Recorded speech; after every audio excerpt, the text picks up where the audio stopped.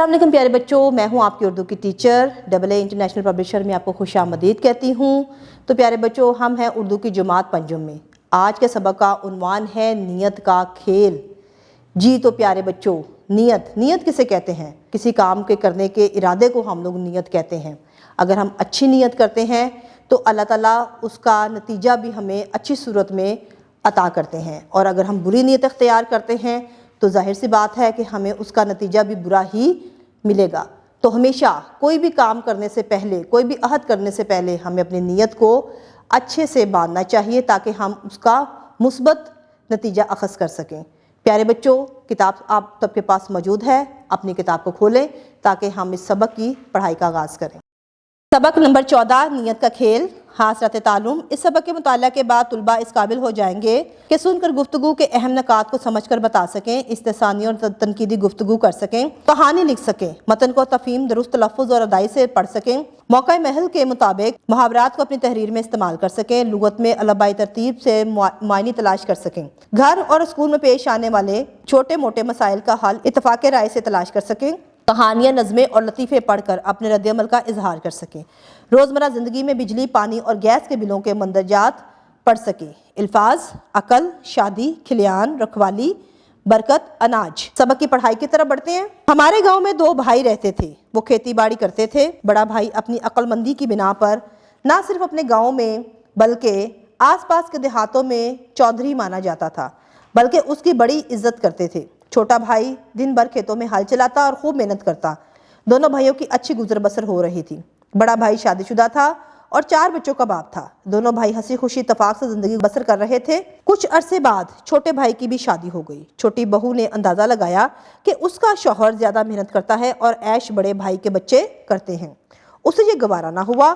اس نے اپنے شوہر کو الگ رہنے کا مشورہ دیا، لیکن اس بھلے مانس نے اپنی بیوی کی باتوں پر کان نہ دھرے۔ ہوتے ہوتے یہ بات بڑے بھائی نے بھی سن لی۔ بڑے بھائی نے عقل مندی سے کام لیتے ہوئے فیصلہ کیا کہ چھوٹے بھائی کو اس کا حصہ دے دیا جائے تاکہ جگہ ہسائی سے بچا جائے۔ ایک دن موقع پا کر اس نے چھوٹے بھائی کو پیار سے سمجھایا، دیکھو بھائی، جب تک تم اکیلے تھے اس وقت تک تمہارے کھانے پینے کی ذمہ داری تمہاری بھابھی کی تھی۔ اب خیر سے تم شادی شدہ ہو، بہتری اسی میں ہے کہ تم اپنا حصہ الگ کر لو۔ چھوٹا بھائی احتراماً کچھ نہ بولا۔ اس طرح بڑے بھائی نے عقل مندی سے یہ مسئلہ حل کر دیا۔ چھوٹی بہو کے دل میں مراد بر آئی تھی، وہ بہت خوش تھی۔ دونوں بھائی اپنی اپنی زمین پر محنت کرنے لگے۔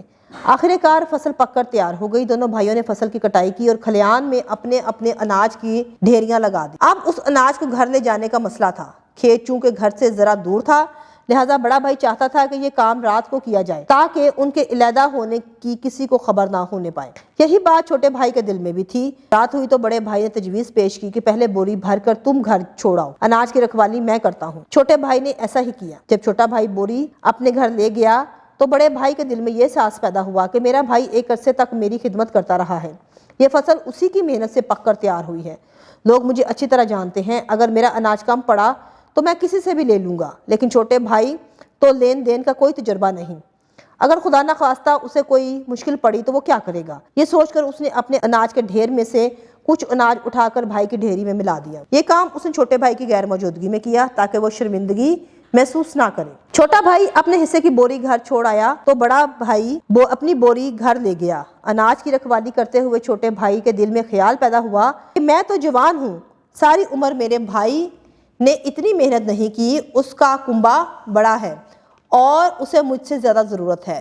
ہم تو صرف 2 افراد ہیں، ہمیں اتنے اناج کی ضرورت نہیں، بڑے بھائی کو اناج کی کمی ہوگی تو اسے بازار سے مول لینا پڑے گا۔